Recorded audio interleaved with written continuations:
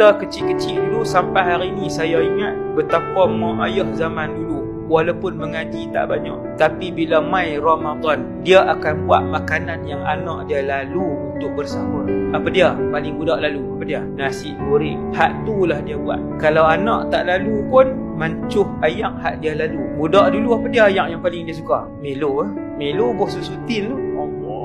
Tu yang kena kencing manis. Tapi hak tu paling sedap.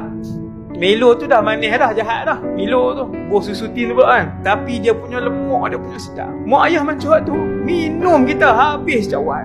Buat besar. Dan saya pernah waktu kecil buka-buka mata duduk depan nasi lah. Saya pun tak tahu bila.